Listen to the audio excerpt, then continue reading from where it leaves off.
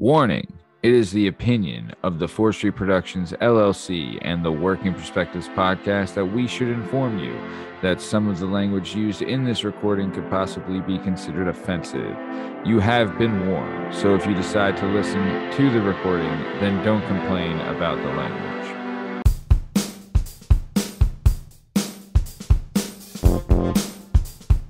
Hi, hello, how are you? Thanks for stopping by. Today we're going to talk to some real people about some real things, living real lives, doing real stuff.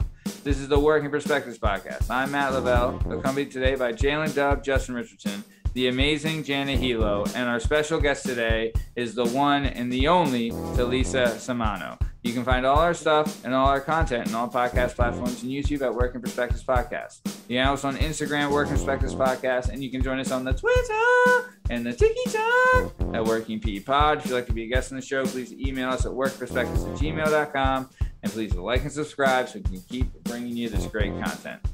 jdub, how we doing, my man? Doing good, doing great. Looking good, looking great. Very nice. Janana Banana, how we living? I miss Burn. Yeah. Well, yeah, me too. Well, speaking of missing Burn, this is the Working Perspectives podcast. Let's get this thing started. Let's go. It's our objective to be effective by voicing societies. Working perspective, exploring your day and how you get paid. Launching a new episode every Tuesday. Your day can transform while we inform with new episodes available on every platform. So check out our vibe and how we get live. Then do us a solid. Share and subscribe. We're just sharing. We're just sharing. We're just sharing. Working perspectives.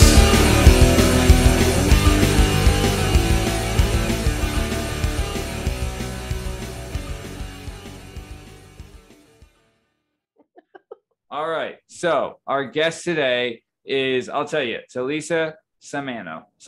I'm super excited about this guest. We have a lot to get into, so this will be a short little B block. What happened was we had another guest scheduled for today, and at 10 o'clock this morning, they texted me saying that they had to crap out, and it sucked, but it's fine because we make things happen. Then I hit up Janana Banana, and then she contacted Talisa, and Talisa agreed to be on the show. And I'll tell you, probably better than the original guest that we had. So I'm super duper excited to get into this. Talisa, from the information I gathered from the questionnaire that she filled out, looks like very interesting story. Super excited to get into it. So Talisa, I just want to thank you for being on the show and agreeing to be here. And before we get started, I would just like to ask, what movie do you think is better, The Godfather Part 1 or The Godfather Part 2? Fantastic question. I'm going to go with, The Godfather Part None, because I'm sorry, I have not seen either one of those Wow, movies. well, that's too bad.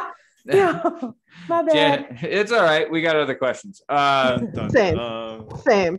Yeah, Jana said the same exact thing. So Talisa, Cheetos, crunchy or puff? Ooh, hot Cheeto puff, our life. Oh, hot I think it's 2 in a row, yo. Wow. No one says puff, by the way. There's like now 5 members out of. But they gotta be the hot 100. Cheeto puff. It's still puffed. I'll take it. You can. Yeah. Welcome to the club, yo. The ball. I tell you though, Elite first one to jump on the doodle puff. It's usually only the ball. Everyone goes cheese ball if they say puff. Which is fine. True. Yeah, but you're the first one to give love to the doodle. So shout out First doodle. hot puff. Hot Fantastic. puff. Yeah. No, what are you gonna do? And then the She's real an original. Yeah. Oh, one of a kind. And then the real question, and this is really going to split the room. When you eat wings, are you drums or flats? I'm flats for sure. Oh my Hey. God. Wait, where y'all? What are y'all? Wait, I like what? flats. No, Yes. drums are the Oh, yeah. only way to go. He's wrong. If you He's wrong, do and we not- are correct. If you do not eat the drums, you're The an meat animal. is juicier on the flats, bro. Oh my That's right. God. Ugh. Ugh, it's all mush. You're It's a barbarian, disgusting. and we Yeah, are barbarian. I eat educated- with one hand. You need 2 hands. You're ripping it open like a caveman. All right, it's Y'all gonna disgusting. hate me. I use a fork when I eat my wings. Oh, Fantastic. In the flats So community, you can eat civilized. it however you like. Oh don't wow! judge Oh, you're saying that in the drums community that we limit it? You have to eat with one you hand. people are animals. You probably don't even use your wow. hands. Yeah. Okay. You Savage. segregate it by how you eat. You have to eat with one hand. Wow. Real nice, Justin. The drums don't do that. You can eat however you want. You could eat it with a spoon for all I care. All right. As long as it's the drums. But either way. Do we have another question, Justin? God, I was trying to think. No, I mean that's usually all we ask. now we're done. We could come up with more shit that we don't agree on, but I mean, which is pretty much everything. Okay. usually most people who haven't seen the Godfather movies, they usually say Goodfellas. Have you seen That has been Goodfellas? the trend. No. Have you seen Casino? No. Have you seen any Italian Americans do illegal stuff on film? Probably not. Probably what not. That's fair. what is your favorite movie? My favorite movie? Oh my God, it's a great question. It's a I movie just I like- like a lot. I Doesn't like even have to be your favorite. really stupid movies like Paul Rudd and Amy Poehler movies. Oh, I love Paul Rudd. Paul Love Rudd and Amy Amy Poehler. They came together. Jennifer Aniston, Wanderlust. Like, Did you ever movies. see Wet Hot American Summer? Oh yeah, Best movie of all time. So Yep. good. I love that It movie. was. Great movie. Yeah. Great movie. That's more my lane opposed to the Italian crime. Yeah. job, I whatever mean, those are. the drums people, we like it all though. I guess the flats don't like Italian Americans, which I guess I don't know. But either way, so right now, Talisa, once again, thank you for being on the show. Currently, you are the director of development for a women's college basketball team. Is that correct? Yeah, so I'm the director of player development for Temple University's women's basketball team. Go Owls. I've been there. Exactly. Go Owls. It's my fourth season. I Who? just wrapped up my fourth season there. Ooh, who? Nice. All right, cool. And okay, so we'll get more into that later, but I want to get some background. So says you were born and raised in Santa Cruz County, California. So like I told you before, I was born in California. I was born in Thousand Oaks, lived in Simi Valley, but you were in like the center part of the state. So for people in Pennsylvania, right? For people that don't know, there's Philadelphia and there's Pittsburgh, and then the rest of the state is Kentucky. Right? Yes. Like it's all rural farms and stuff. So is California, is there like San Francisco, LA, San Diego, and in the middle, it's all, like In the middle of all that, maybe about an hour and 20 minutes south of San Francisco, you have the Central Coast. Okay. So it's Santa Cruz, California, then there's Monterey, California. People usually know Monterey because of Big Little Lies, the show with Nicole Kidman. So I'm right in the middle of those two. It's called Watsonville. It's a small Mexican immigrant community. Like I mentioned earlier, it's where all your farm workers are. So that's where your mushrooms, your cauliflower, your strawberries, all your berries, your raspberries, your blueberries, whatever. Yeah. All that is grown and picked there and then distributed across the country, essentially. So I have some in my fridge right now. I'm in Philadelphia, but I'm eating Driscoll strawberries from Watsonville. Dude, Martinelli's apple cider from Watsonville. That is Good fascinating. I love, dude, that's one of the things I love about this show is that like what this show we're trying to do, besides be incredibly handsome and beautiful all the time, is that they're like, I want to bring like, like there's so many things you take for granted. Like I had no idea because I eat their strawberries are in my fridge as well. I don't eat them. My daughter does. But I don't eat fruit. Come on.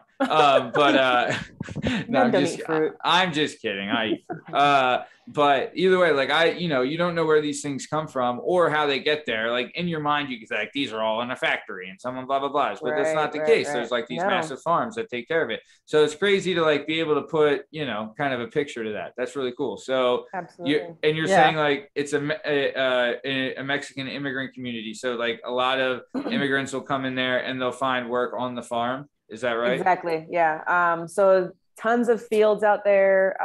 And so people will immigrate from Mexico, usually Jalisco. That's where my family is from. Okay. So that's where my grandma and my parents come from. And then they all come to Watsonville. And then Watsonville is known as like the farm worker town. Yeah. So it's pretty, looking back at it when I was younger, I didn't really understand. I was just like, oh, my friends, their parents are waking up at 3 a.m. to go work in the fields. That's just life.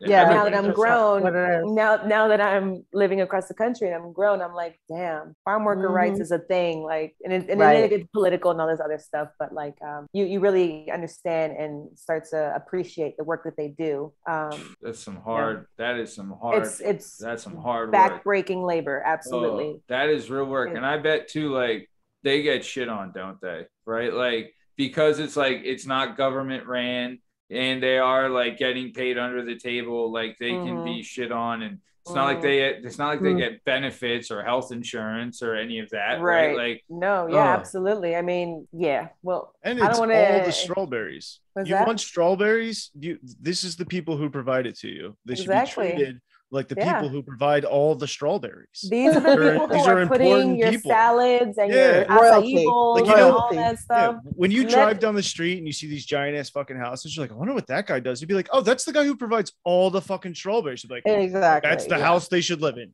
Yeah, exactly. Yeah, right. Or at least they can, at the bare minimum, get a pathway to citizenship.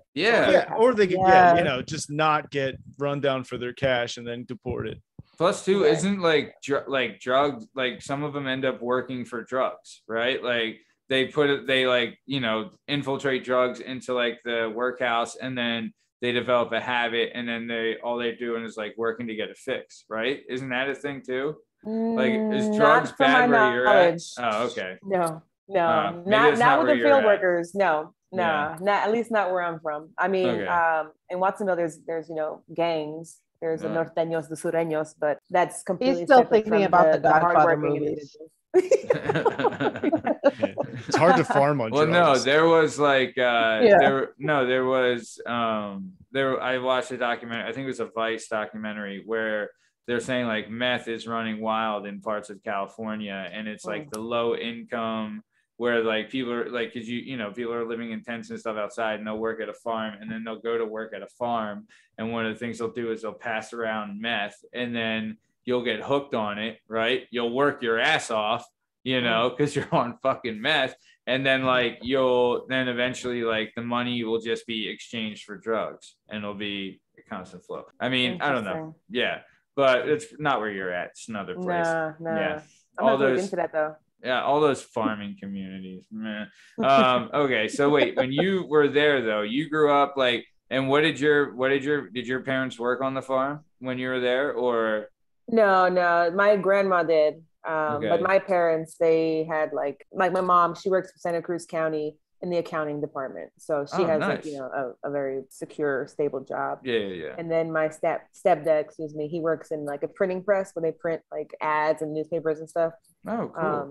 So they were not luckily in the fields, and therefore I did not have to get into that. So yeah, but they were one generation removed from that, right? Like Yep. Man, absolutely. It's crazy. I wonder how far back like that is going, like how long that farm has been there, right? And like how long it's just been like accepted, like, okay, you can come here and get a job and do your thing and be able to like that's the true American dream. Like your grandma working out of that and being able to have kids and support like generations. That's incredible. I'm not gonna lie, I have actually never really thought about it like that until this moment where it's like, damn, my grandma did do that. And then she moved on. That's awesome. Then my mom moved on, and then now I'm like, probably the most not successful, but you are though. Yeah. You're the star of this show. You can toot your own horn. You did a lot of shit, Talisa. Yeah. No, you do incredible things. Like, but just think about it. 2 generations ago, your poor grandmother is working herself to the bone in the strawberry field just to be able to provide the life that you've lived. So honestly, like every day, like living your life to the fullest is like a tribute to what your grandmother's accomplished for you and your family. And that's a beautiful thing. And that's what America's all about, Yeah. Like that kind and of you stuff. did it with the quickness too. You got those degrees, good school. You know what I mean? Like that takes a lot of generations, and here we go. Yeah. No, that's something to be super proud of. Very cool. Nice. Okay, so then let's keep moving. So while you're there in Watsonville, you did like your grade school and everything like that, and high school there. So what kind of activities and things were you doing in grade school and then also high school? Starting grade school though. I mean, grade school. In middle school, I played volleyball. I was like trying to get into athletics. I wasn't good at volleyball. I tried softball, didn't work out for me. Sure. Then I did basketball, and that was the one where I was like, oh, this is really fun, and I'm kind of good. So I'm going to stick with this one. Okay. So then in high school, I continued on. I picked up tennis. Tennis was really fun. I love to play tennis to this day. And then basketball. So basketball became like my passion. Yeah. What's that? She loves playing tennis without me. Come, we need doubles. I was playing with Eliana today. We need doubles. We need more people. Oh my God, it's always today. And you tell me afterwards. Always. Yeah, not mad at all. Yeah. So I didn't do much else other than basketball. That was my life in high school. Hence, I wanted to go to a university where I can work in basketball. That's just ever since I was younger, my passion. And I ended up at Temple University, pretty much because of Dawn Staley. She has a big name. Oh yeah. Wanted to network with her. Yeah. So that's how I ended up here in Philly at Temple University. So, okay. But when you're in California, you're playing basketball and doing all this stuff, like what, like in Philadelphia, the city is Philadelphia, especially basketball is a massive deal. Right. Like not even at the college level, but also at the high school level. Right. Like basketball here is pretty big deal. And there's really, really like nationally ranked teams, number 1, number 2 in the nation are in this area, like regularly, really, really tough. But in California, what was it like the basketball scene there for you? I mean, oh my gosh, different, a hell of a lot different. Because again, I come from a Mexican town, so I'm 5'5". I stopped growing in high school. Starting center. I was definitely a forward. I was a 4 in high school, as a 5'5" fucking little Mexican kid. Yeah. Against like the white high schools where, like Santa Cruz High, they had, 6'2" and 6'3" kids. So these Norwegians coming out of there. Yeah. No, I'm with you. Yeah. It was wild. So it was a lot different. Coming to Philadelphia, again, the basketball scene is incredible here. It's its own separate culture, which is really cool. Yeah. I love too, like around here, like there's a thing like in boxing, if you're like the gym, like the gym legend or the gym hero, you know what I mean? Like if you're the toughest guy at a gym, even if you're not a pro, that still holds a lot of weight. But even like in the Philadelphia area, if you're like one of the best players on the blacktop or at the court outside, like that means a lot. You know what I mean? Like it means you can fucking go and you can play. Yeah, they get respect. Yeah, big time. So nice. Okay. So then you went through high school. Did you play varsity all 4 years? 3 years. So my freshman year, I was on the freshman team. Okay. Then the next 3 years I was on varsity. Yeah. Nice. Good for you. Awesome. That's cool. You all outside, like just dropping threes all day? What's going on? No, I had to play. I had to be a forward because I was 5'5", and that was one of the taller girls in the team. Oh, you played the forward all the way through high school?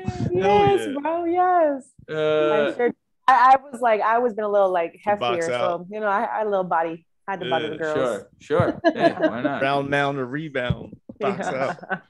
Nice. Rebound's just about who wants it more. It doesn't matter how tall you are. That's right. That's exactly right. Who wants to put in the work. Yep. That's all rebounding is. Right. Thanks, Justin. You're 5'10". All right. So, okay. So let's keep it moving. So you come to Temple, T Unit, home of the Owls. Shout out. Once you get, did you play basketball at Temple? No, I mean Dawn Staley was a coach, and Dawn Staley's a legend to this day. Yeah. So her team's rumored for the Sixers job. So yeah, exactly. I want that. I'm tired of Doc. Get Dawn. He's a big deal. That would be awesome. First woman head coach in the NBA. That would be fucking badass. She's from North Philly. Now the head coach. Yeah, she would. Those men would listen to her too. Hell yeah. Girl's tough. Yeah.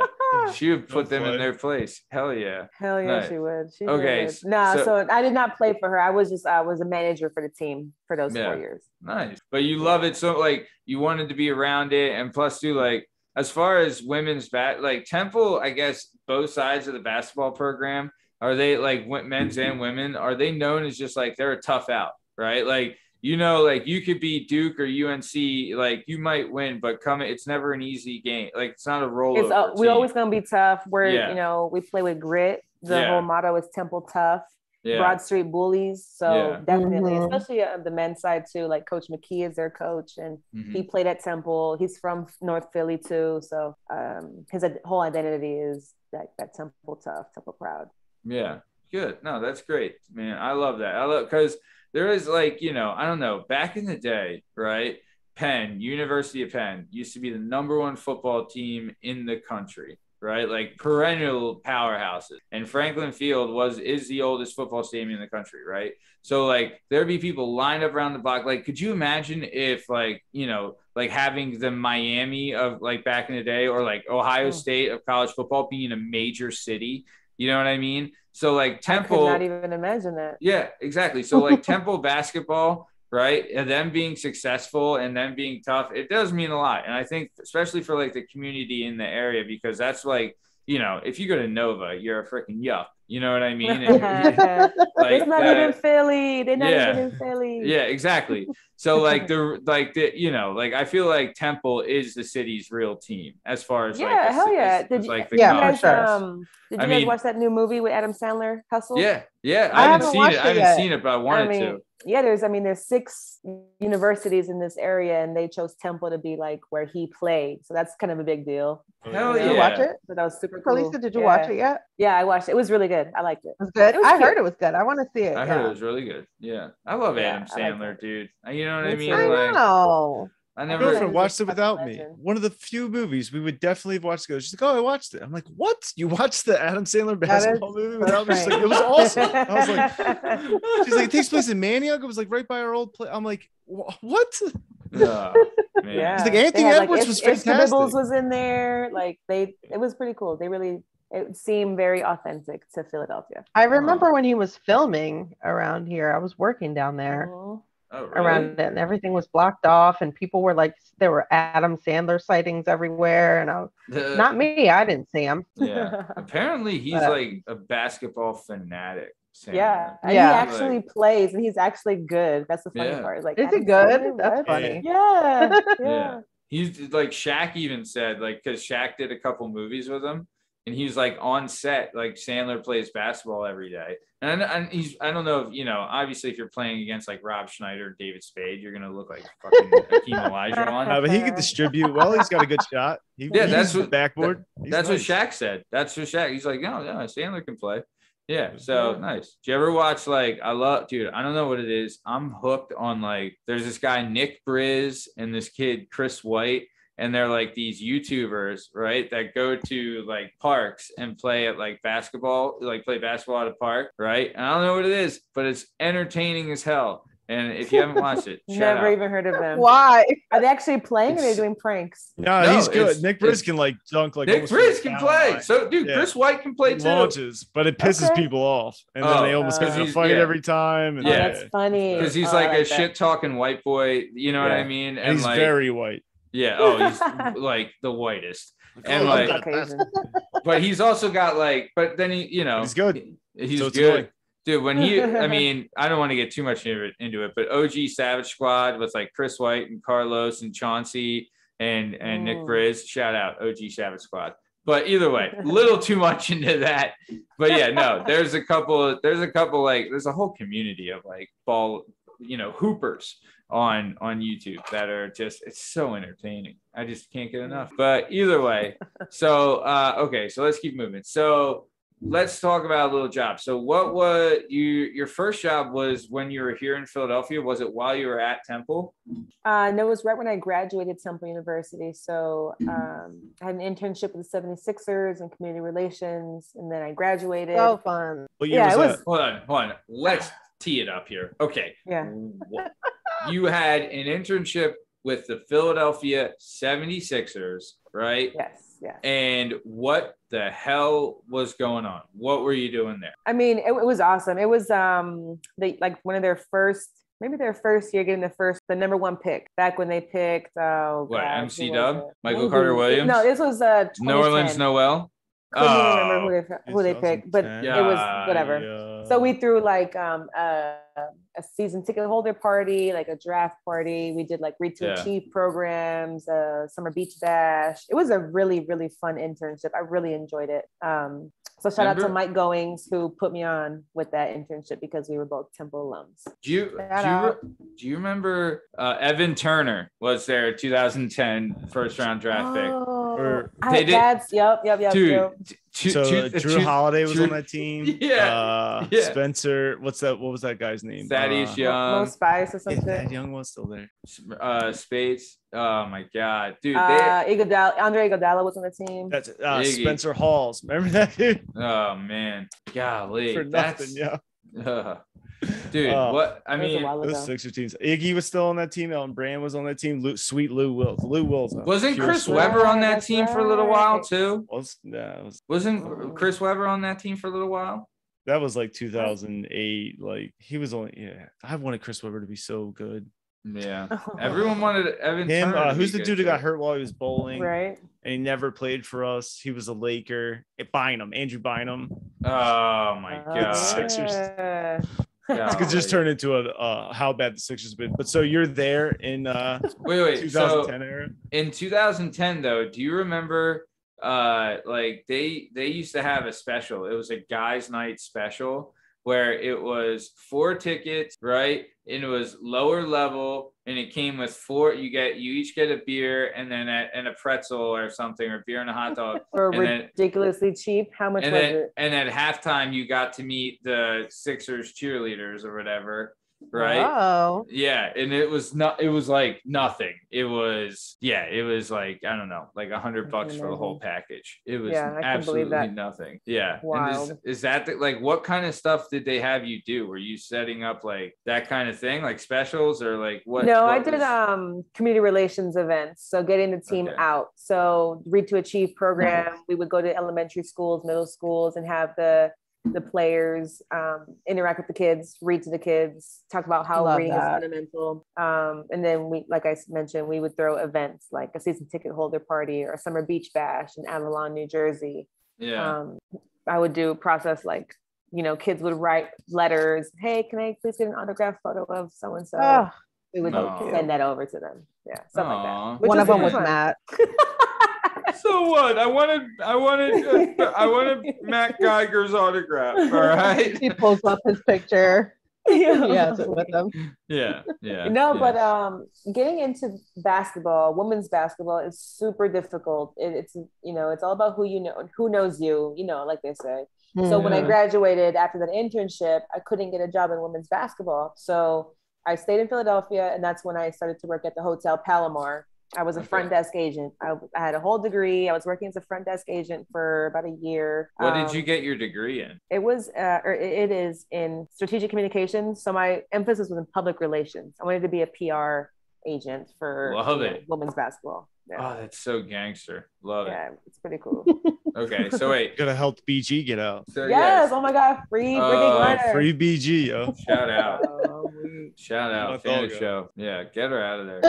Nice. Okay. So, all right. Well, okay. So you have your strategic relations is what strategic communications. All right. Strategic communications. Yep. Said that right the first time. That's too focused. He's writing letters to Embiid. I didn't know you could just do that. I'm doing that as soon as this podcast ends. So, dear Joel. Nice. Okay. So either way, okay. So you have your degree. You're working at the hotel, and you're at this time. You're just like trying to see if you can fit in women's professional basketball in the WNBA. Yeah, I mean any women's basketball, NCAA, WNBA. That's what I wanted, and it just wasn't working out for me. And then my partner at the time, she was entering an anthropology graduate program at San Diego State. So we moved to San Diego. I kept working with Kimpton Hotels, just kind of stayed in that realm for 7 years. I worked in hotels. I know. Awful. I worked at the front desk. I worked in catering. I worked as a sales manager, which was fun and pretty good money, to be honest. And then one random ass day, the coach that I was a manager for at Temple as an undergrad, 7 years later, she just randomly texted me. And because we kept in touch a little bit, and she knew I wanted to get back in. She randomly texted me. I remember the exact moment. And she's like, hey, we're creating this new position. Do you want it? And I was like, absolutely. Cool. We got you. Within 6 weeks, I was moving back from San Diego to Philadelphia. It was just insane. It was insane. I'll never forget that. So wait, okay. Oh, did I miss that? So wait. graduated from Philly and then moved to San Diego, and that's where you worked at the hotel in San Diego. Yeah, for 7 years until I got that random ass text. Oh wow, yeah. Okay. Oh, if you're working at a hotel in San Diego, so I thought you were like working at a hotel downtown and like next to Camden. And I was like, no. I was in San Diego. To be specific, it was in La Jolla, which is a pretty fantastic place to be. Oh, La Jolla is so nice. But then you got to deal with people who are paying La Jolla money. Like, right. Yeah. Trust me, I know that game. There's assholes everywhere. Oh, yeah. Jana's really aware of that La Jolla money. Yeah. Oh, yeah. Big in the La Jolla money game. No. Okay. So then, all right. Okay, so you come back to Philadelphia. So let's talk about this. I wanted to ask this question, right? And I forget I was talking about this the other day, right? But in women's sports, right? Yeah. I just want to know for my own personal knowledge, like where in women's sports, are there more lesbians in softball, soccer, or basketball? What would you say? Oh gosh. I mean, Talisa, you know them all. I don't. Right, you go to the meeting, right? Don't you guys talk about this at the annual lesbians conference, right? Pride was last week, and I don't remember seeing any softball players. Because softball is like usually like if you're a softball catcher, I mean, come on. It's like a field hockey goalie. But this is what was the second sport? It was softball, basketball, and what? Soccer. Oh, what about field hockey? I mean, they're probably all in field hockey. I don't know. I get a vibe. Really? I know. I mean, there is women's powerlifting also, and that's got to be, yikes. Yeah, that's got to be big. I didn't say this, but I heard someone else think this one time. Any chick that's over 6'4", it just ends up partnering with a woman just due to big girls need love too. I have my whole life wanted to sleep with someone taller than me. I just never. It would have been fun. You're not that tall. Just 6'1", but like how many 6'4" women are there running around? And they're easy to find because they're so tall. But right. I mean, they exist. I hooked up with a girl that was like 6'1" before. Beautiful, absolutely beautiful, blonde. Like I think she was descendant of Polish people, but yeah, Eastern European. Yeah, absolutely beautiful. But at Burns' house, I did. There you go. Shout out. There he is. I know you miss him, Jana. I know you miss him every day. Time. So it's decided more lesbians in softball than anywhere else. So let's keep it moving. Get down to the hard facts here on the show. Yeah, we have to find out the real stuff. So you're in San Diego. Did your partner come with you from perspectives? I love that. That's a new podcast. That would be a good show. What I'm all ears. Yeah, really, man. Oh God, that would be. Oh, I don't even want to say the slogan I just thought of. But okay. Okay. So let's keep going. Did your partner? I mean, are you going to talk about this? Did your partner travel with you from San Diego back to Philadelphia or no? She did. Yeah, we were together for a while. We were together for 10 years. We came back here, and then probably 2 years in. It's about 2 years ago. We ended up breaking up. Had she ever been to Philadelphia before that? Yeah, we met at Temple, and she's from Philadelphia. Okay. I thought she was a native San Diegan. I was gonna say we were talking about the difference between Philly girls and Cali girls. Right. Yeah. No. I was gonna say, because if you brought a Cali girl back here, she was automatically probably the hottest chick in the city. Oh, they would devour her out here. They would devour her. That, and you have to give it. I hope you like meat and cheese and gay slurs, because this is Philadelphia. Yeah. I am weak. It comes on a seeded roll with a little bit of a South Philly accent. Yeah. So okay. You're really selling it. Yeah. It's a beautiful place to live. Oh yeah. You have a river walk now where they also use gay slurs. Wow. Yeah. Wow. Yeah. I mean, great stuff. Okay, so let's keep it going. Okay, so you're back here and you're working at Temple. And how many years ago was this? 4 years ago. So I just wrapped up my 4th season with the women's basketball team.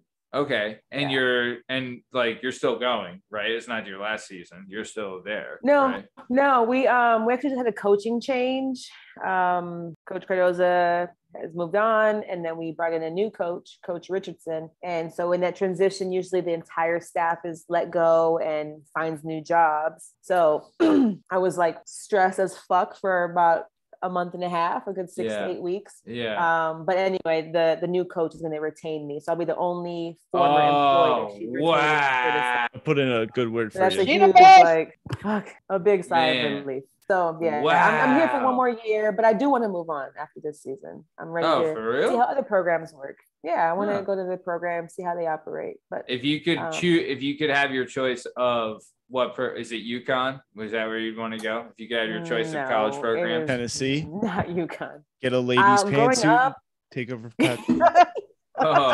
Take over for Pat. Yeah, what is your pantsuit game like? Do you have a ton of pantsuits? Is that just part of the attire for women's basketball? No, I know. I hate a pantsuit. It could be anything. It is though. Well, because I'm gay, I like pantsuits because they look fly. But I mean, I like them too. But no, I'm saying I do like a good pantsuit. But I mean, they are since classy. COVID, they look good as hell. Yeah. Pat rocked the hell out of them. Yes, hell yeah, she did. You be looking good in them pantsuits, girl. Ooh. Ouch. I got you. Happy Pride. Yeah, Pride Month, you have to compliment me all the time. Oh. Yes. Or else you're until the end of June. Oh, sorry. I didn't know. Mm-hmm. Move, I'm gay, right? Yeah, exactly.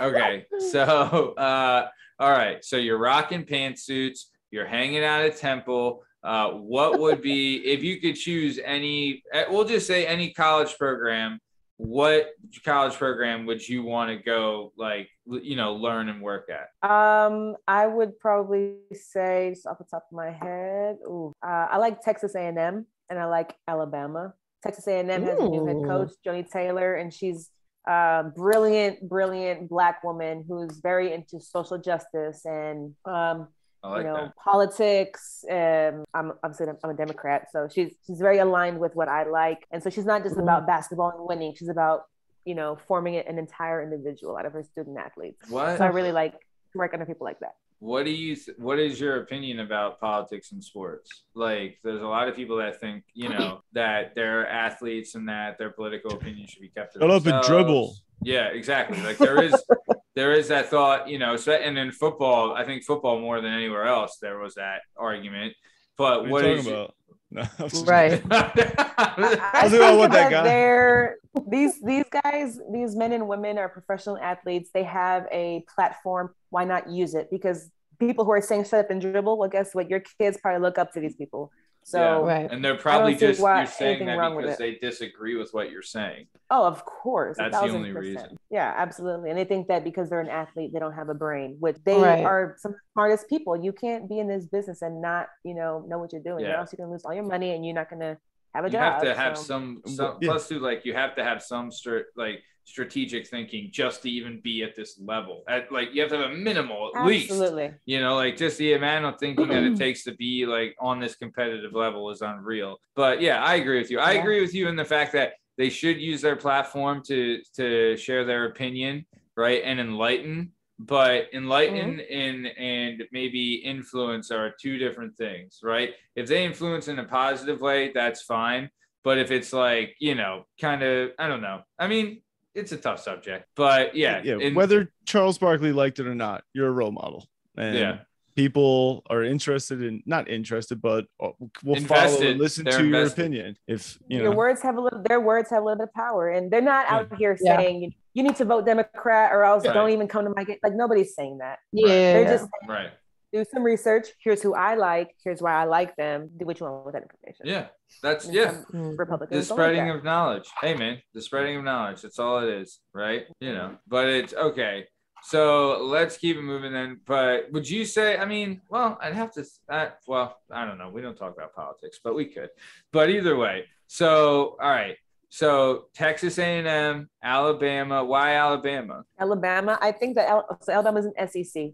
And they were maybe mid to lower ranked finished this last season, but they have a lot of great things happening. They have a great coach and Coach Curry. They have great transfers coming in. They're returning all of their people from last year. So I just think they have the trajectory is only going up, and I would love to be a part of that. And it's in the SEC, so the best competition in the country. It is getting more, and like women's basketball, not to be some big, I mean, I'm not a big fan of the WNBA, but like women's basketball is getting better and better. It is, absolutely. The college, the parity is like evening out. It's not so lopsided anymore, There's not just one or two powerhouses. It's not just UConn and Tennessee. There are multiple. And you're starting to see more and more like girls who can dunk, and you're starting to see shots coming out from further away. And you're like, all right. Yeah. There's girls that can ball for sure. Absolutely. Dude, I always thought like they're like, oh God, Reggie Miller's sister, Cheryl Miller. Oh my God. Like she scored over 100 points in a game. Like I've seen some girls basketball games at the high school level where it's like, halftime it's like 9-10. You know what I mean? Brutal. And she scored 100 points. Could you imagine if you were defending? Yeah. Could you imagine if you're defending Cheryl Miller that game? 5-on-1 at that point. Yeah, I mean, everybody did. Yeah, that's why Reggie said his fadeaway was so nice, is because Cheryl just swatted the ball back in his face for the first 15 years of his life. There you go. Yeah, she helped create a legend. Hey man, that's what you gotta do. So okay, nice. Okay, so then you're at Temple now. What is a day in the life like for you? Like, what are your responsibilities? So I do the off-court stuff. So the coaches do the X's and O's. They focus on, the athlete. I focus more so on the student athlete as a student and as a person. So I'm coordinating community relations. So I'm making sure that we're giving back to the community, volunteering, going to talk to the kids, talking about reading, same thing as I did with the Sixers. I do a million things and I'm blanking right now, but I also I'm in charge of academics, making sure our girls are on top of their academics, making sure they're doing their work, whether that's when we're home or when we're on the road, helping to coordinate game day travel, helping to coordinate these trips to go to, South Florida or Cincinnati or wherever the hell we're going. I supervise the student manager program. I supervise the intern program and the grad assistant program as well. Jesus, what else do I do? I have to look at my bio. I do a lot of. No, but you it seems like you're like, honestly, you kind of are doing the work of an agent at a college level, really. Like, you know what I mean? Like you're setting them up with everything they need to get done. Right. You're helping them plan their schedule and their day. Right. Yeah, and like helping them move. Yeah. That's fascinating. So I do like the compliance stuff, making sure that we're not breaking any NCAA rules. I do like that's fascinating. What's a common rule that people like break accidentally without even knowing? Right, like we have 5 water bottles. We're only allowed to have 4. Come on, let's go. No, it would be something super simple. Like if you are in high school, we cannot give you, like free tickets. You have to go through the proper channels. Or if it's something so stupid like the girls get 2 tickets for each game, I cannot give them a 3rd ticket for free. They would have to go through compliance, because if I put them on the free pass list, that's a violation of some sort. What? It can be so stupid like that. Man, that's some bullshit. They should get as many tickets as they want. Exactly. I know. They're bringing the people why can't I put their mom on the list? Like, under my name? Wait, your mom is 3rd? I mean, I don't know. What? Well, wait. Dad, mom, I don't know. Are you allowed to put people on the list of like? Is there like a free pass list that gets in? Yeah. So like there was a girl who, let's say she used her tickets and then she used her teammates' tickets, but she needed more tickets. She asked me if I can put somebody like her cousin on my list under my name. How many that's tickets a violation. Do you get? Maybe like 8. Shit. So even if you're not using your tickets, she can't. You get 8 and the team gets 2? Oh, that's I was throwing a number out there. I think they get like 4 each. Oh, but still, you get double that. Like they should be able to, if she's building them. But they should be able to invite like a whole sorority or fraternity. Like get this shit going. right? I can't. Yeah. I mean, Temple's boys games sell out and like are the hot ticket in town, right? Like especially if it's tickets. Well, yeah, students get tickets. Yeah. But like the Temple women's games, are they selling out? Like filling the Leah Corus Center? Yeah, so we actually were playing in McGonigal, and we got really good crowds. I think it was maybe 3,000 was our average. So that's really good. Yeah. Imagine if you could give out more tickets. It'd be 3,000. So we're moving to Leah Corus next season. So we'll see how that goes. Yeah. Hell yeah. They'll get more tickets. That's badass. I mean, success does that though. The more successful you are, the better you are. Like what? Okay, they'll come. Man, that's pretty cool. Or do you know any other regulations? Like, I know I'm asking you a lot, but that the rule book. But that's something you didn't know. Like you think though, like if you're like if you were JJ Redick or Zion Williams, and you think like, okay, he can invite whoever the hell he wants to a game, but I guess they monitor that pretty heavily. Like the NCAA they'll fine you, or what will they do? I don't know if they'll fine you, but they'll definitely give you a warning. So when the girls put in names, compliance has to look at every single name, look at who's on that list. Whose job is that? Our compliance department does it. Oh my God. Compliance department. Go shove off compliance. So they catch it before the NCAA catches it. So we don't get fined. But then so wait, you got the NCAA stooge coming around like, like, let me check your compliance list. And then if not, he's going to like, that's some bullshit though. Yeah. Like, oh my God, let the kids play. $1 billion entity works and they make millions of dollars and they worry about the smallest little stuff. Mm-hmm. Yeah. Well, I guess that's why they're making billions. Well, they could be making trillions if they were, got people more, turn this into a league of their own situation and get everybody into it. Right. Jalen Dub, Jalen Deserve, Jalen Dub. It's about that time. All right. Okay, it's time for everyone's new favorite segment. It's the Jalen Dub question segment, everyone's favorite segment in town. Jalen Dub is going to ask Talisa a number of questions, and if she would like, she can answer them. And that'll do her. So Jalen Dub, how questions work. Yep. Go ahead, knock your socks right off, bub. What's the fastest you've ever driven behind the wheel of a car? Oh, maybe 105. Jana said 110. I'm faster. And I was scared at 105. What kind of car was it? The drive from what was it?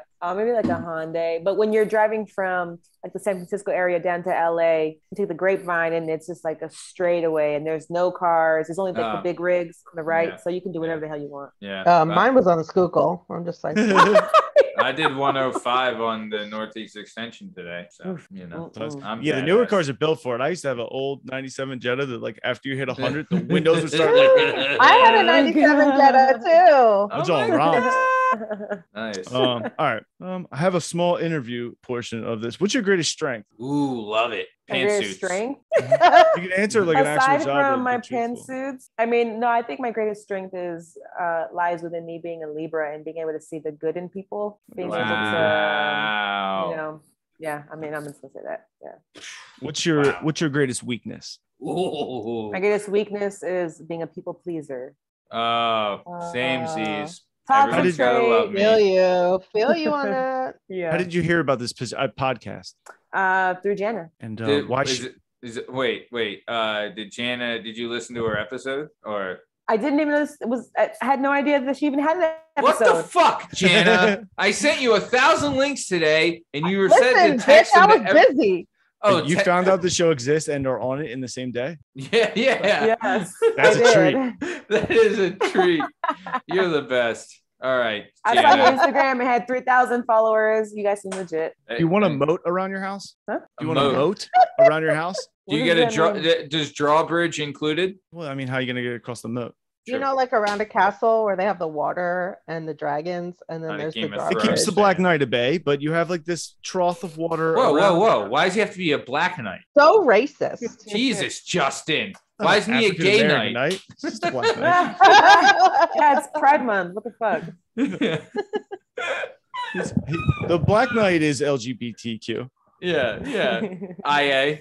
Plus. It's LGBTQIA. So 4DHK. HD. For KHT. What do you want a moat or not? No. Get all aggressive. I'm a moat salesman. No. Wait a minute. Are you sure? Because there's some people around that building that you would need to keep away with a moat. So you might want to. They live in this building. Ooh. So you'd be stuck in the building with them. That's not good. Oh, yeah. Right. Give me a moat then. Give me a moat. Yeah. Moat him. If someone's offering a moat, you take it. Yeah. Day one. Are you more water park or amusement park? Which side is better? Water park. Ooh. What are you? We agree on so many things. What are you, Jana? Water park or amusement park? Amusement park all the way. God, what am I? I'd have to think like it's the water park or you're an idiot. I don't know. What the hell? I just said not water park. Do you know how much better the lazy river is than anything they have to offer on the other side of that park? What? Dude, the roller coaster? The fucking Great Nor'easter? I could live in the lazy river. I could move all my stuff in there and it would float around. You're fucking lazy. It's basically a moat. Yeah, it is like basically I'm very pro moat. I don't know. I would have to. That's a great. All right, we got to remember this question because I'm amusement park. I think. Yeah, I'm definitely one. I'll die on this sword. Yeah, well, you're gonna fucking die in your moat. So God, you don't even have like the basketball shoot around, the water gun, balloon popper game.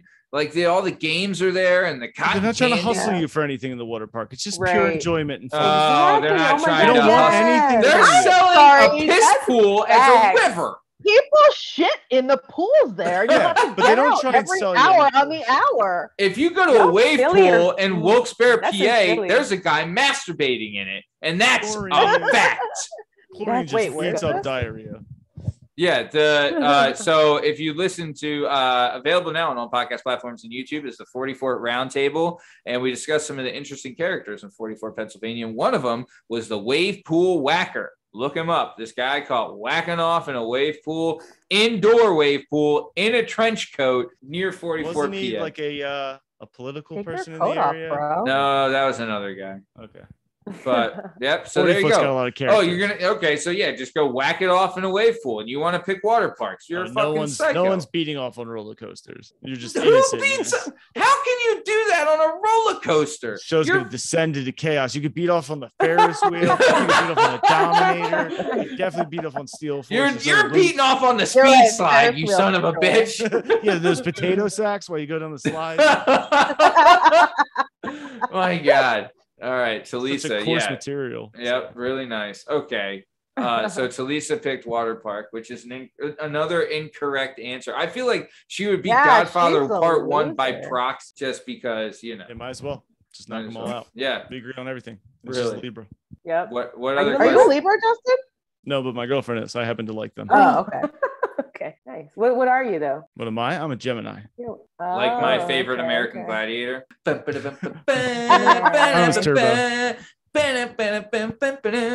American Gladiators was the shit. It was so good. The best. I have a laser tattoo on my back. Really? You have a what? Do you know Zap? Do you mean Zap or laser? Because Zap was from 44 PA. For real? FYI. Oh yeah. They got gladiators coming out of there? Okay. Of course. Okay. What other questions do you have, Justin? That's it. We can wrap up on that nonsense. All right. Well, we have to remember the amusement park, water park thing because we're gonna get to argue about it, and maybe we'll argue about it tomorrow. So start asking more people about it. Yeah, and start separating the strong from the weak. Yeah. So there's pee in it. Go down the slide. It's fun. But you never drank piss before? Shut up. Oh God. You're gonna make me change my answer. Yeah. Okay. So Talisa, let's get back to you.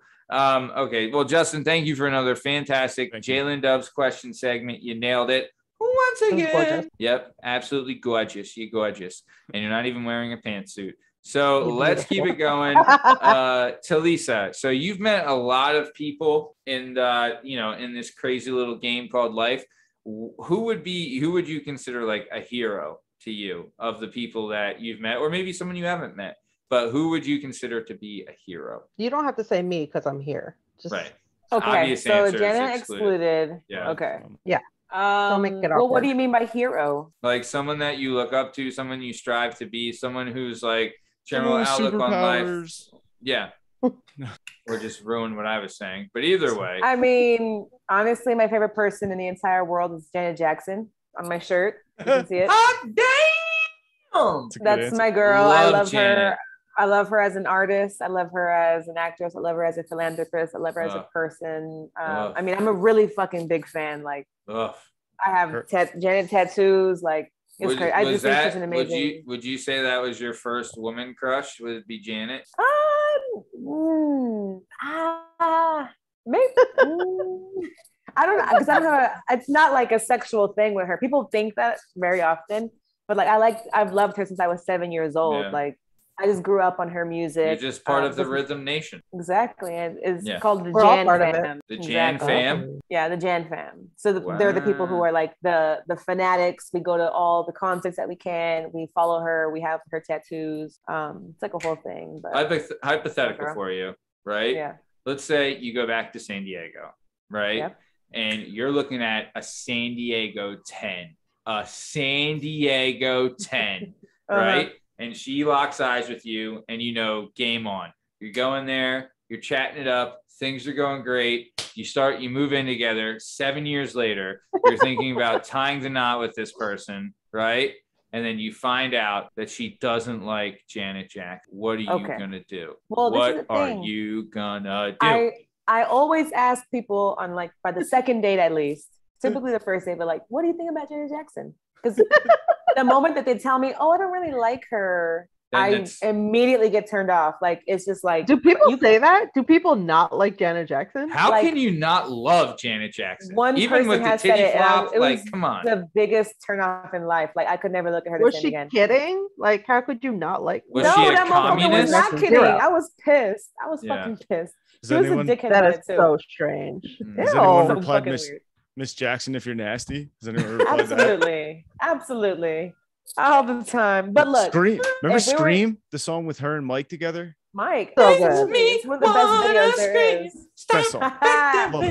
Yeah. Great song. Great song. Top tier. Great video. Top tier. Great video. Dude, great choreography. Choreo? Oh my God. Are you kidding me right now? Oh my God. Insane. So the best. Dude, anyway, Janet was like, because Janet had like back in the day, she still had like the donkey and a little bit of baby fat on her before she slimmed out. Like Janet, and then she moved into the six-pack era. Oh, six-pack era where she's flopping titties at the Super Bowl halftime show. Like, yeah, Janet's been on a wild ride. So shout out Janet Jackson, fan of the show. And look at her, she's still standing. She's still amazing. She's still gracious. Yeah. That's my girl.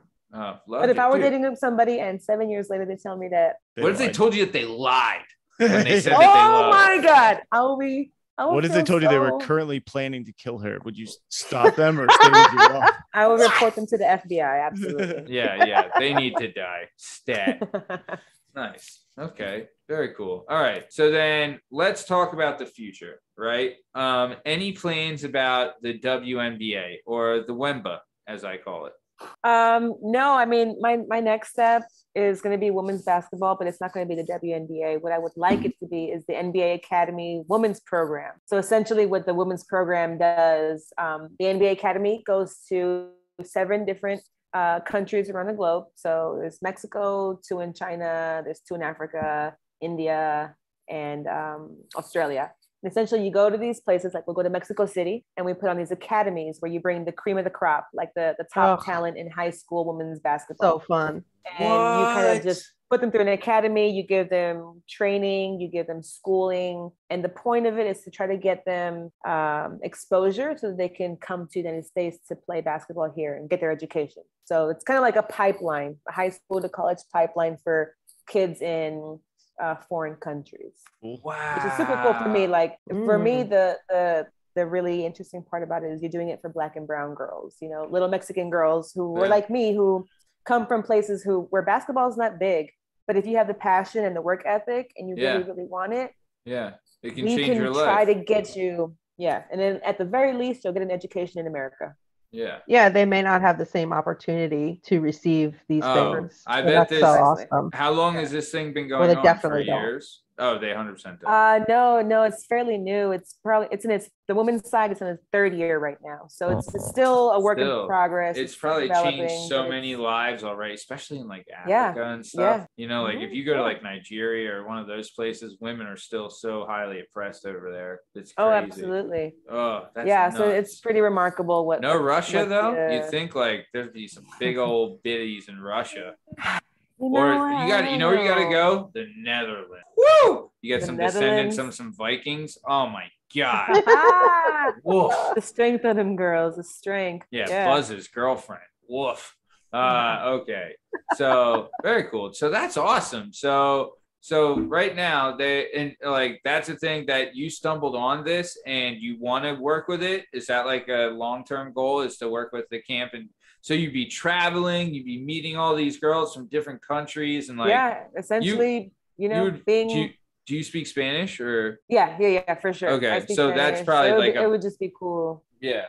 Plus, you could help with like the translation at the camps, especially in like Mexico, and like if you went to Spain or somewhere like that too. Absolutely, yeah. So my goal would just be that like representation that I didn't have. Mm-hmm. So that's kind of, I don't know. Honestly, that would be my next goal. And you get a little hand in recruiting, which is fun. Start picking out the next star. Yeah. Plus too, like you get more people that know your name and see you later. Just expand your network inside the women's basketball community. That's fantastic. Mm-hmm. Yeah. That's awesome. So cool. Who is your favorite women's basketball player of all time? Of all time, it's definitely going to be Cheryl Swoop. She was like the first person I saw play. I was watching a WNBA game with my dad on TV, and from there I was just like, damn, that girl's a baller. Oh my God, she's amazing. I mean, man, do they still put the WNBA on TV? Fool. There's a game on ESPN. I'm fucking with you. I'm sorry. Dude, I'll tell you, I love that. Like, I used to work at this bar called the Pub at Penn Valley in Narberth. And one of the lady that owned it, her name's Beanie. Shout out, fan of the show, listen to the show. And she is like a sports fanatic, all sports, but she loved like women, like basketball. She played basketball and coached it and was like obsessed with it. So she loved like the women's basketball tournament every year. And like South Carolina won it this year. Is that right? South Carolina did win it. Yep. Shout out to Coach Staley in South Carolina. They're amazing. I bet I knew that. Justin, you didn't. There you go. Okay. So nice. Okay. And then, So your love of basketball has taken you so many places and been like really like, honestly, one of the things that we found, like some of the people that are most successful and happy and fulfilled are the people that are doing what they love and chasing a dream and like working towards a goal. So your job you have, it's hard work, it's demanding, it takes a lot of like problem solving and like regulation following and everything like that. But it's something you're happy to do because it keeps you involved in the game. Right? Absolutely. Yeah. I mean, I used to work in hotels for 7 years and that was fine. I got paid well, took a pay cut, honestly, to come and do this, but it's really just, it comes back tenfold in work-life balance and mental health and just like pure happiness. Mental health, big time. Having an impact on these young student athletes and watching them, their journey is so much better than selling hotel rooms. What kind of gross shit did you see in hotel rooms? Oh, I didn't go into the rooms. I just sold them. That's a lie. You saw hotel rooms are like a water park. They're so gross. You kidding me? I mean, people are pretty disgusting. I'll say that. I'm gonna say, like, when you stay in hotel rooms, y'all should tip your housekeepers because they go through some shit. Damn right. Tip your housekeepers, guys. Come on. What people don't know that. No, isn't that weird? No, that's something people don't really. Yeah, they don't know to, they don't know to tip. Weird. They don't know to tip the I guess the cleaner or the whatever you call them. I think it's just like genuinely they don't know. Put them in a ball and you leave a little money on the corner. You are so full of shit. You do not take the sheets off the bed. Yeah, you do, Paul. Yeah. You take the sheets off the bed, Justin. Yeah.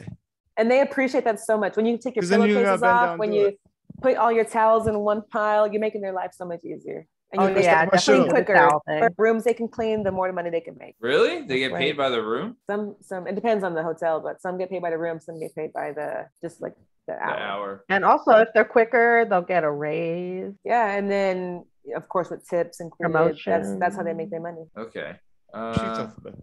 Okay, so let's keep it moving. So moving forward though, right? What is one of your biggest fears for the future? It's like something that keeps you maybe keeps you on your toes, gives you a little anxiety. What kind of things does that? Honestly, it's not basketball related, but it's the little Trumpers, the little like cockroaches who have come out and aren't going back into the dark. The people who are proud about it now. What do you mean? The Tumpers? What's a Tumper? Trumpers. Trump. Oh, I thought you said thumper, but I was like, it can't be a thumper. It's got to be a tumper. What's a tumper? No, it's the Trump. I'm a fucking diehards. Right. Yeah. The rabbit from Bandy.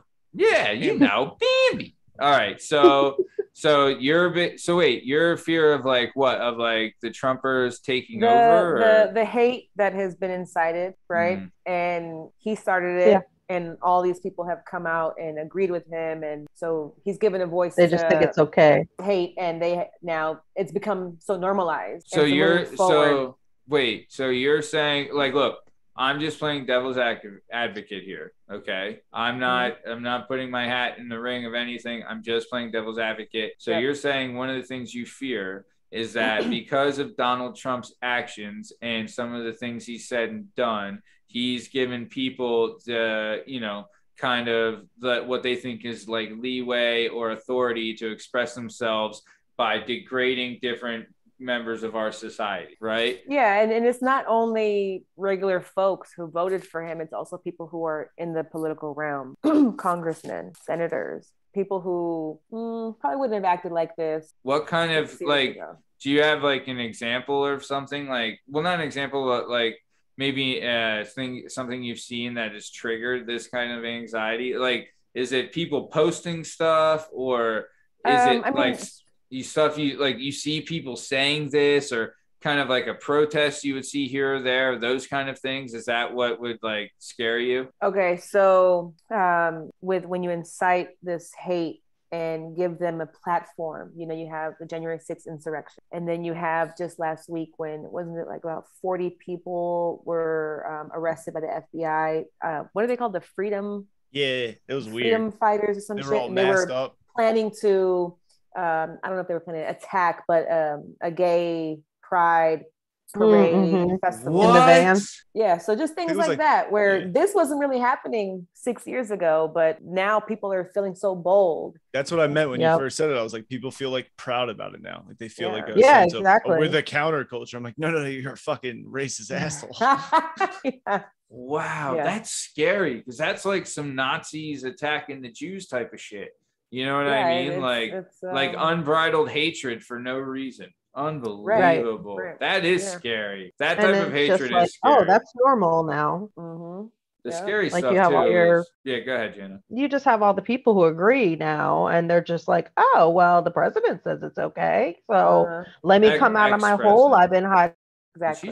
And now everybody, let's get together and be fucking assholes, because we've got all these people now that are just like minded.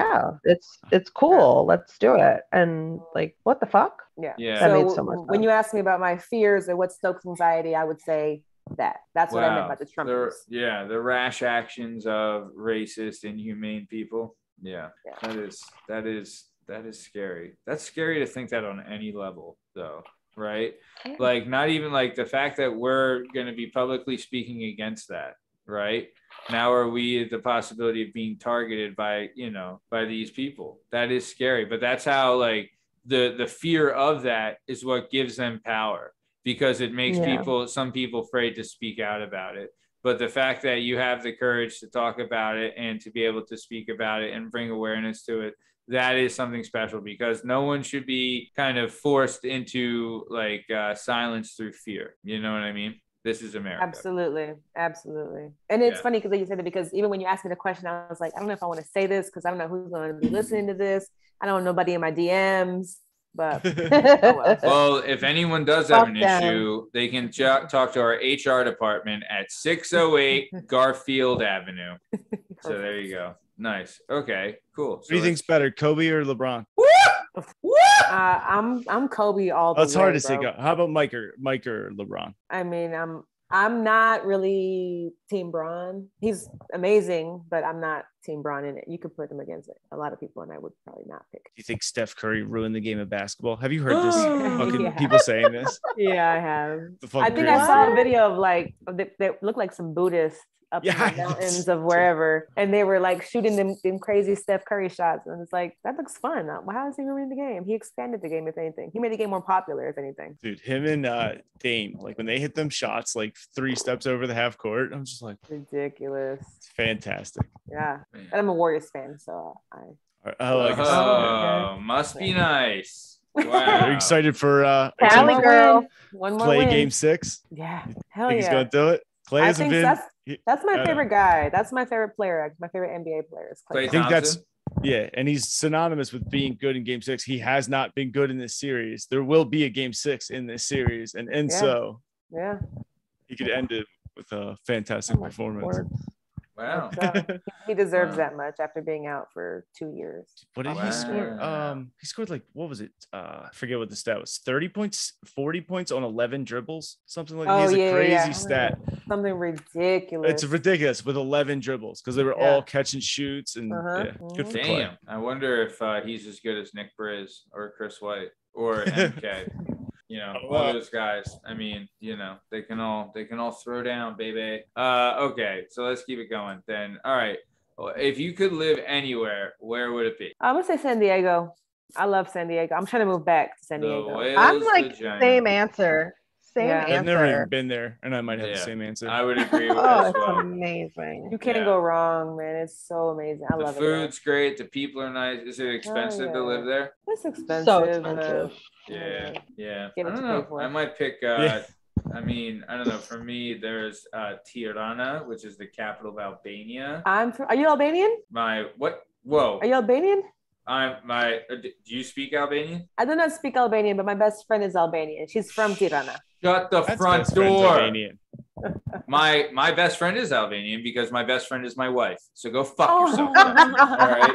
I meant that. I meant it sweet. I gave you a layup. Oh, thanks, Justin. That's awesome. Yeah. Yeah. No, my wife is Albanian. Yeah, and she's from Tirana as well. I wonder if they probably know each other. It's a small community. Maybe. My best friend, her name is Gita. She went to temple with me. Yeah. Shut the up. Hold on. Gita Musai. Hold on. As he texts her now. Do you know how to spell her name? The only Gita. G-I-D-A. You know how to spell your best friend's name?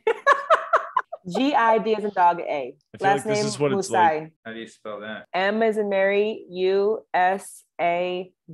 This is going to be what it feels like. I went to North Penn when people ask me if I know them from high school. Did you know? I'm like, no. I knew 7 people. Dude, and I went to school with there's 2,000. more people. There's more people at North Penn than Albanians in Philadelphia. Okay, I'll tell you that right now. Gida, G-I-D-D-A, Musai.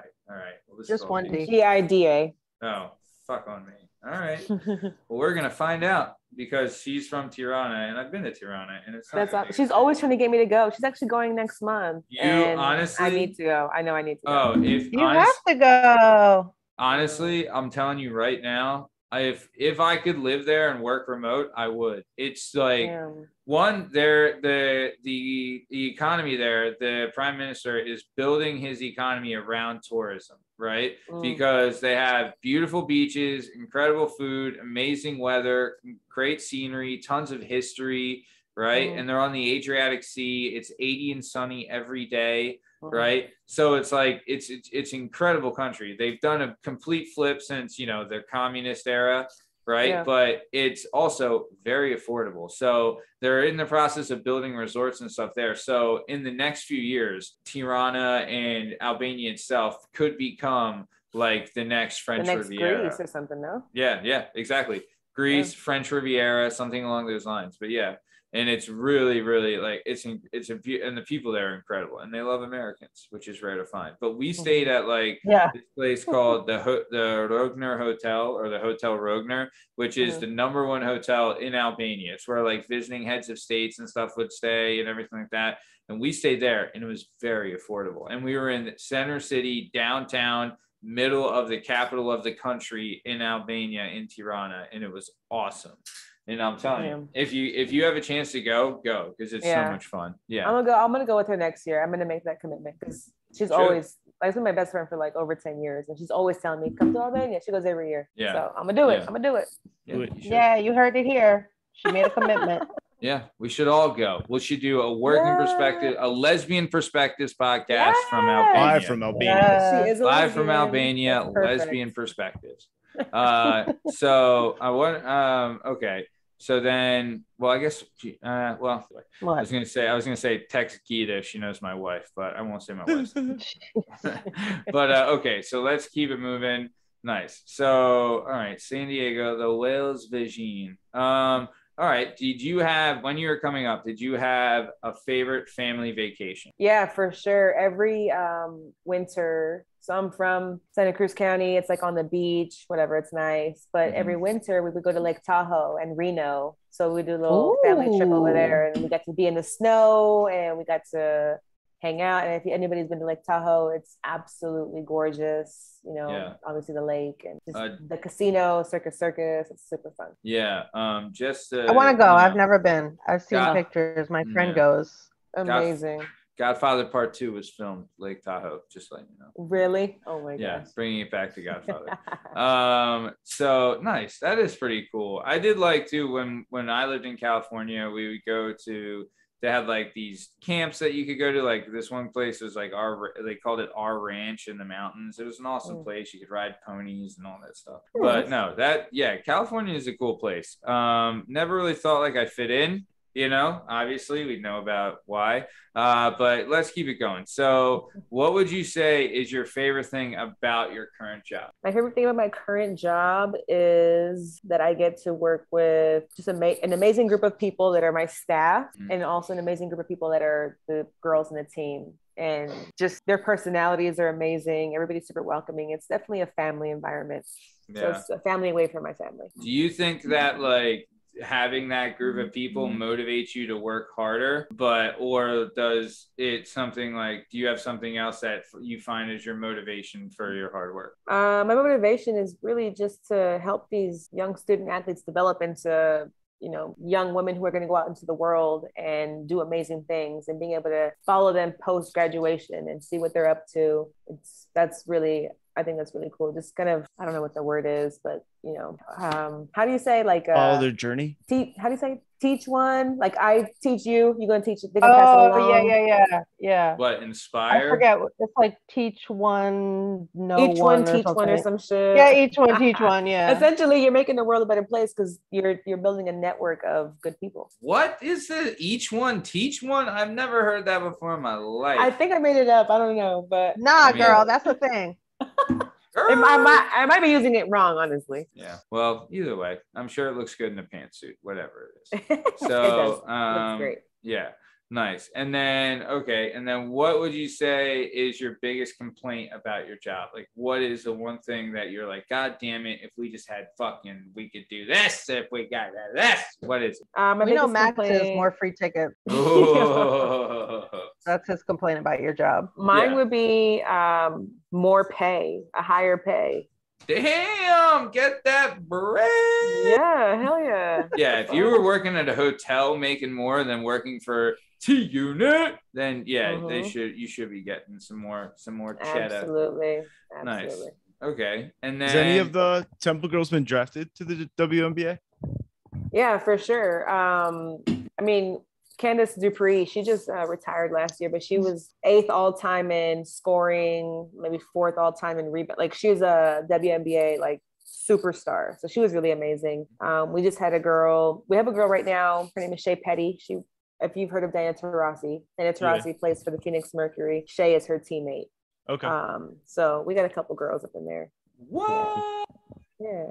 Nice. Okay. So you've done some amazing things throughout your career. You've worked with some incredible people and worked at some incredible places and really had some interesting jobs like along the way. And that's including the hotel stuff, and also including like working for the Sixers, working at Temple, living in Philadelphia, like all these incredible things. What would you say is your proudest accomplishment as far as your, right now? What would you say is the thing you're most proud of accomplishing? I mean, up there is when I came back to Temple I was planning to get my master's, but I was never going to pay for it because I'm not going to get $1 more in student loans. Yeah. So top tier would be working at Temple and getting my master's for free because I work at Temple. Dang. Awesome. Yeah. Yeah, girl. That was pretty good to get a free master's. Hell yeah. What did you get your master's in? Sport business. So it's at STHM. You take some MBA classes. It's almost like a hybrid model, and it's basically business, but in the lens of sport. Oh, I like that though, because that is badass. Really cool. You take law classes, stat classes. Does it teach you like the best way to make money in sports? Like, does it kind of give you like a formula of how to do that, or a best way to manage your money, or what does it do? It's, for instance, marketing. You're doing a marketing plan, but I did a marketing plan for a professional soccer team. So it's just basically using all the skills that you would use in business school, but through a sport mentality. That's awesome. You developed a marketing plan for a professional soccer team? Yeah, the Austin, FC Austin, if you know. What? Is it a female one or a men's one? No, the men's one. Bro, that's badass. Yeah, so that would probably be one of my biggest, proudest moments. Is getting what you should do? You should develop a marketing thing for an up and coming podcast called Lesbian Perspective.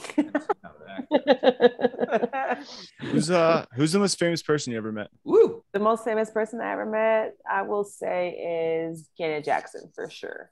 What? You met Janet? Did you pay for like backstage passes, or did you meet her like randomly in public? If I could pay to meet her, I would. Well, no, that's a lie because it's really expensive. But yeah, I mean, you can pay to meet her. It's probably just very expensive. I mean, like, book signings, CD signings after a concert. Oh, you've met her multiple times? Just a couple times, yeah. I mean, I freeze. It wasn't like a big thing. I freeze, but I still met her. Like, Janet. Hell yeah. Yeah.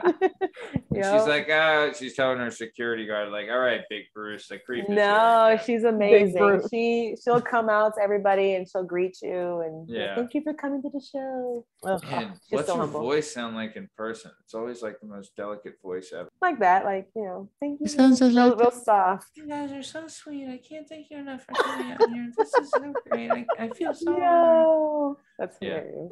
Well, I mean, I do a great Janet. Wow. Justin, maybe I should throw Janet in for my impersonations episode. Yeah, throw her in there. The little whispers. I'm Janet and I'm Janet. I love doing this. This is really fun. Oh man, I think I just fucking nailed it. So good. Justin, don't let me hold on. I gotta write it down.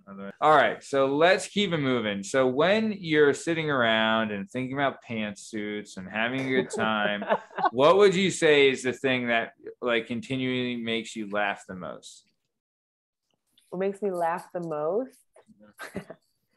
I don't know an answer to that question. I mean, I don't know. Right now, I'm talking to somebody who makes me laugh like a lot. Oh, nice. How did you meet this person? Are you cool to talk about it? Yeah. No. Oh God. Shit! Hands? No, it's nothing crazy. You guys like kiss and stuff? You are all aflutter. Look at you. No, get the fuck out of here. You're cheesing like crazy. Anyway, I was in California for 2 weeks. I went out last month actually. I went to California for 2 weeks and I spent a week up in Santa Cruz, a week down in San Diego. And I never was single in San Diego. So I was like, let me see what the girls are like out here. Oh, shit. I went on Tinder and the first girl that I matched with, I went on a date with her. It was amazing. Went on a date the next day. Equally as amazing. And then she's from San Diego? Yeah, she lives in San Diego. Oh, you bagged a San Diego 10. Yeah, I'm telling you, bro. And when she come out here, they're going to devour her out here because she is fine. Yeah. And what's her thought? Though. Yeah. Yeah. Oh, I could see you work some game. You throw it, dude. Tell me you wore a pantsuit on that first date. Come on, game over. She thinks she's not. She thinks she don't have the moves, but she got the moves. I've seen her. She's got the moves. So have you asked her thoughts about Janet? Yes, and she loves her. So it's perfect. Hey, you think she'd be blushing like that for a girl who doesn't like Jana? She puts the snapback on with the ponytail at the back. Oh shit! So okay, so nice. So you were in the whale's vagina, and then you went on a Tinder, matched with some smoke bomb, right? And then went out. Where did you go out to eat? Like just some amazing place in San Diego? We met up at Gossip Grill, which is a lesbian bar / club. And great name for a restaurant. Great Gossip spot. They have Grill. the strongest drinks there for fucking cheap. It's amazing. You knew what you're doing. You knew the game. You're like, look, this is fucking working out. I told you. Yeah, you know what to do. They went to a gay drag show next. They went to another lesbian spot. They went to a hookah spot. It was a long fucking day, but it was awesome. Dude, that sounds great. That was the first time. That was the first date. It was all the first date. It was 8 hours. Wow. Oh my god, that's amazing. I love that. Very, very lesbian of us. That was awesome. Well, my brother's gay, and he's he's told me about these drag shows. He said they're like a fucking time. You know, I would love to go see one, whatever the hell it's all about. California, don't they call the drag brunches in California church? They can, yeah. I remember when I went out there, my friend was like, we're going to church. But that's what they called it out there. Whatever. Maybe it was just my friend. But. That's the best. Maybe if it's on a Sunday. I don't know. Yeah, Sunday drag brunch. They call it. They're like, welcome to church. Drag brunch. Wait. What? So everyone shows up to like brunch in drag? Is that? No, you show up to brunch and it's a drag show going on. Oh, even and better. It's like bottomless mimosas. Oh, yes, hell yeah. Of course it is. Yeah. I mean, who doesn't want to see, Tu Wong Fu, thanks for everything, Julie Newmar, while whacking down a waffle? You know what I'm saying? Like, come on. This is where we're at. Nice. So, wow, that sounds good. Hey, well, this is going to come out probably 4 weeks from now. So hopefully everything, you're still blushing when you talk about this person. 4 weeks from now, I'm going to be going to San Diego Pride. So I hope so. Ooh, that's fun. Yeah, it's going to be so fucking good. Yeah. I'm excited. You're hitting all of them, huh? Right. You're going to come back with some San Diego 20s. Yeah. Yo, the flight is so fucking expensive. I paid $750 for that fucking flight. It's usually $400 to $500. I had to pay $750. What are you flying? American. All right. It's a good airline. Yeah, at least you're not flying Spirit. That's like a bus in the sky. I think Spirit had like a $500 flight, but I'm not doing a 13-hour layover. Fuck out of here. Oh, shit. Yeah. Oh. I'm good. Yeah, forget about that. Wow. For sure. Nice. Okay, so let's keep it moving.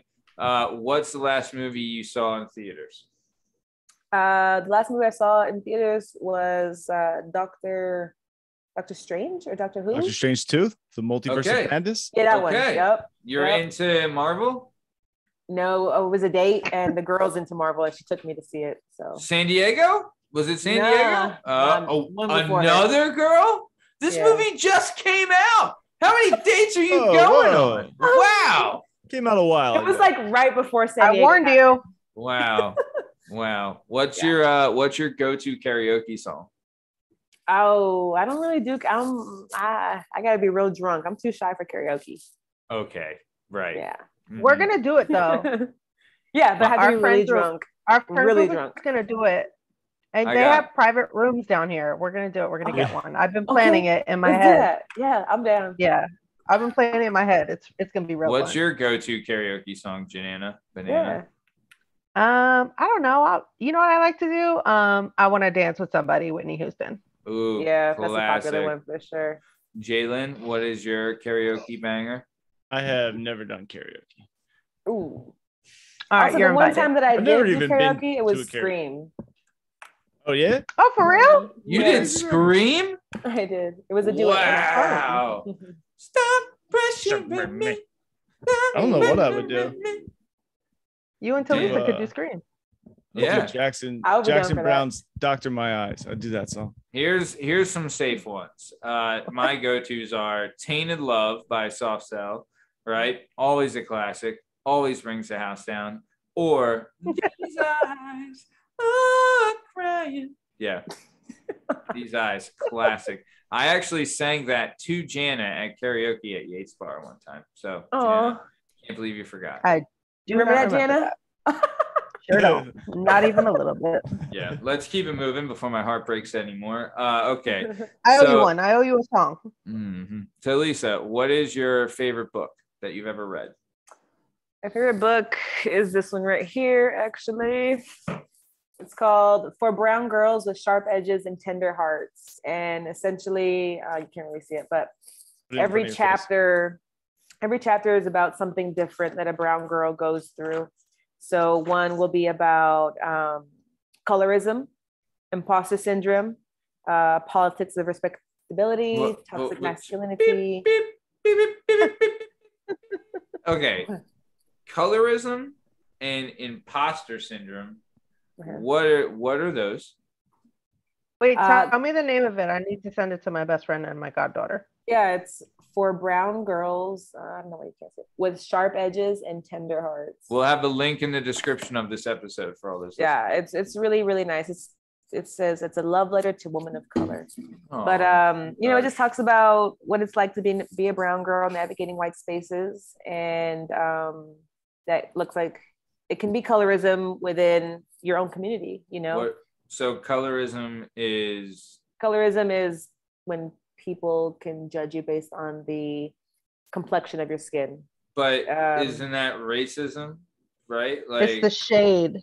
Yeah, like so like it can exist inside your own like you're saying someone's light skinned or something, right? Okay. Yeah, and even somebody who is another Latina can be, colorist, or I can be colorist. I can benefit from things that a more darker skinned Mexican woman can't. They think that she's darker, so they think that she's, poor or dirty or whatever. Oh, I see. Imposter syndrome, like you just asked, is talking about, I'm a Mexican woman in college athletics, and there's not a lot of us. So when I'm at a meeting and the board is all, white men and women, it can feel like, I know I belong here, but do I really belong here? Like, oh, you see yourself as like an imposter of like, I don't belong. Oh, I see. I thought imposter syndrome was like someone pretending to be a vato or something, Stolen valor.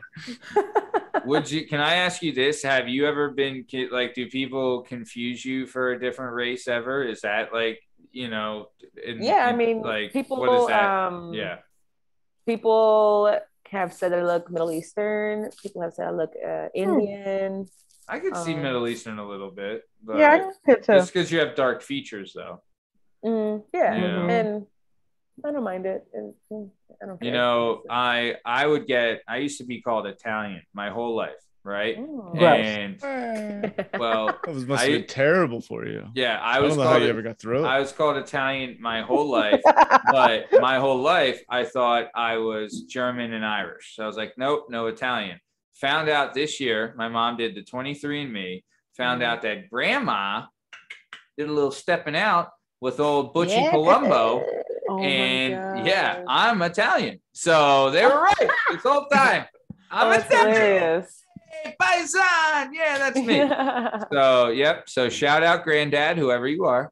Okay. So, man, that's interesting. That kind of stuff. I'll tell you, when I was in school, I had a teacher, Justin, you'll know him, Mr. Williams, right? And he was like this. He was a geometry teacher. He was like this big imposing black guy, super cool dude, really, really knowledgeable. And in my class, he told us about this book he was reading, and he read us some of it. It was called "Makes Me Want to Holler" by Nathan McCall.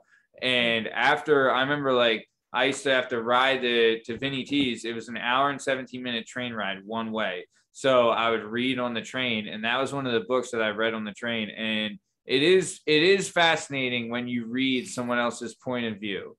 You know what I mean? Like from a different colorscape or something like that. So that stuff can be very informative and very, very like, I don't know, maybe think outside of yourself, learning something new. Yeah. Justin, what's your time? Do you got to get out of here? And so What's your do you got to roll, Justin? Yeah, I got to go. This has been very enjoyable. I'm looking forward to the lesbian perspective, and you all be safe. Well, hold on here. Hey. Let's we're coming to the top of time anyway. So all right. Well, Justin, all right, you can get out of here. We'll finish because we're gonna go a little over. So all right, see you later, Justin. Bye. Thanks, man. Bye, Justin. Yeah. Come back soon. All right. So let's keep it moving. We do have a little bit to go on. So I want to ask a couple more questions and then we'll get out of here. So Talisa, could you answer what was the worst day of work in your whole life? Let me know. Oh, the worst day of work in my entire life would probably be. Jeez, that's a good question. I mean, I'm full of them. Nothing too bad. I mean, I guess, when we chartered to, what was it, Wichita State. Shout out the Shockers. Exactly. After the game, I think there was too much snow. We were like stuck on the charter for like 2 hours, and we had to deplane, wait for them to de-ice, and it just took like 4 hours. It was an entire ordeal. We got back at like 4 a.m. So I had to go into the office the next morning at 8:30. I know. I hate all of this. Yeah, really the worst. Just something stupid. First world problems, right? Yeah. I mean, they still suck. Like, you could take a third world person and put them in that scenario, and they'd be like, "This fucking sucks, guys. Come on." Like they're not going to be happy. Yeah. Yes, I'll say that. All right, nice. Okay, shout out the Shockers. Fan of the show, listen to the show. Okay, so then on the adverse of that, best day of work your whole life. What was it? Oh, God, best day of work in my entire life. Yeah. God. Guaranteed involves a pantsuit. Yeah, maybe, but probably I would say like when we won the Big Five championship. I think that was 3 seasons ago. Nice. Villanova to win the Big Five. Yeah, nice. It's always nice to have those bragging rights. It's the best, right? Absolutely. Does everyone shit on LaSalle? Is that a thing? I mean, they're just not good. Yeah, they're never good. So nice. All right. Well, okay. So we are coming to the top of time. Talisa, thank you so much. This has been an absolute blast. We have a saying. No, we have a saying on the show. When it goes by fast, it's good. And this one flew by. It really did. Damn, 2 hours. I know, it's crazy, right? But I know me and Jana and Justin are usually on the same page with this. But if you'd be willing, we'd love to have you back on. Yeah, absolutely. Thank you guys. Appreciate you. Jana, thanks for the invite. It was really fun. You're welcome, Bill. No, Jana, thank you so much for coming on. Yeah, Talisa, thank you so much for doing this. So before we get out of here, though, Talisa, is there anything you want to say to the Talisa fanatics out there before we go? I'm weak. The T-fam. Instagram. That's all I got to say is follow me on Instagram. Coming out to some Temple women's basketball games. We'll be playing at the Sports Center. We should do a live show from a Temple game. That would be the best. You can interview some of the girls. I got a girl. We have a student athlete. Her name is Jalen, and she's all about it, honey. She will do any podcast. Love it. There's like 50,000 followers. I'm like, how the fuck do you have so many followers, bro? Done. We're on a whole little influencer. We're on it. Oh, love it. So send me your number. No, yeah, of course. No, that'd be great. No, that's awesome. No, yeah, of course. And we'll have a link for your Instagram in the description of this episode. So everyone, please click it, check it, follow it, love it, all that good stuff. Nice. Banana, before we get out of here, anything you want to say to the banana fanatics before we get out of here? But the banatics. There you go. Oh my God. Oh, God, you slay me. Okay. You said it. I know. Go ahead. Hey guys, it's me. Oh we'll see you tonight. See you tonight. This heart-shaped thing makes it like one of those those internet hotline, you know what I mean? Like local singles in your area, Hey guys, it's me. Janet showing off the rock you just got, huh? How about it? Oh, what? Oh, this whole thing? Oh, jeez. Oh my God. Yeah. No, shout out. Congrats, Jana, by the way. Yes, last time you were on the show, you did not have a rock, and then this time you do. So congratulations to you. Things change quickly around here. Funny how life works, huh? Amen Crazy. to that. So funny. Nice. Well, okay. So speaking of funny, this has been another episode of the Working Perspectives podcast. I'm Matt Lavelle, coming today by jdub, Justin Richardson, Jana Hehlo, and our guest today is the one, the only, the amazing Talisa Samano.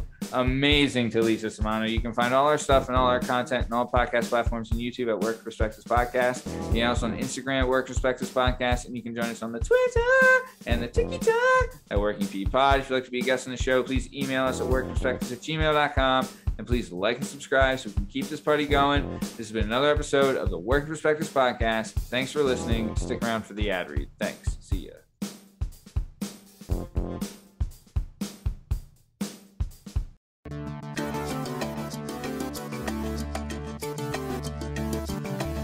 Do you have a message or a story inside of you that you've been waiting to tell? Have you always dreamed of writing a book but are intimidated by the complexities of the book publishing world? Perhaps you want to use a book to launch your public speaking or consulting career. If so, please reach out to Scott and Bell Publishing, located right here in beautiful Philadelphia, Pennsylvania. Scott and Bell Publishing handle all genres and authors with all experience levels. Scott and Bell Publishing gives authors 100% creative freedom and a higher royalty split. They can be found at www.skotbell.com. That's www.s as in Sam, K as in Kite, O as in October, T as in Tom, B as in Boy, E as in Edward, L as in Larry, L as in Larry.com. That's Scott and Bell Publishing, where the authors go.